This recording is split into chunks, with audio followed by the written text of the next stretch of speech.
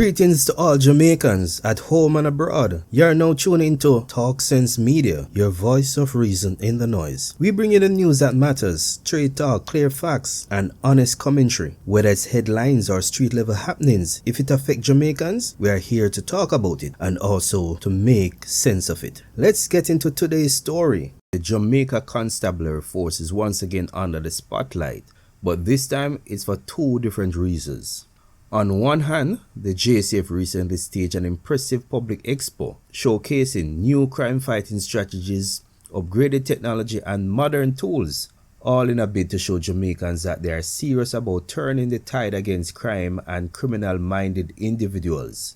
But on the other hand, a new nationwide poll is raising serious questions about public trust in the force. Because even with all these achievements, many Jamaicans are still asking, do we really trust the police to protect us? The headlines in a recent Gleaner publication says almost 50% of Jamaicans have little or no confidence in the Jamaica Constabulary Force's ability to effectively tackle crime. But when you take a closer look at the numbers, you have to ask yourself, is that the full story or even the true story? So let's talk sense and break it down. According to the RGR Gleaner Commission done on this poll, 26.2% of Jamaicans said they are not at all confident in the police. Now, there has been a long-standing perception of distrust towards the JCF, especially among lower socio-economic groups. So that figure isn't exactly surprising. But if we are being honest in how we look at the data, here's where it gets interesting. Another 23.4% said they were slightly confident, meaning that they expressed some degree of confidence, even though there was a lot of doubt. Now, that's definitely not a strong thumbs up, but it's not complete distrust in the JCF either. So where did the high levels of distrust in the Gleaner article come from? And why is it so seriously misleading? When individuals choose to combine the figures for those who are not at all confident with those who are slightly confident and label the total as one big lack of trust number, that adds up to 49.6%. But in the name of fairness and transparent reporting, they should not have combined those two figures together. So here's the real raw breakdown of the public confidence so you can decide for yourself. 26.2% said they were not at all confident. 23.4% said they were slightly confident. 25.2% said they were somewhat confident. 15% moderately confident. 6.3% greatly confident. And 3.9% extremely confident. So over 73% of Jamaicans express some level of confidence in the police, according to the data. So while many Jamaicans remain skeptical, the reality is, from this data, only 1 in 4 persons have absolutely no confidence in the police, which is a completely different picture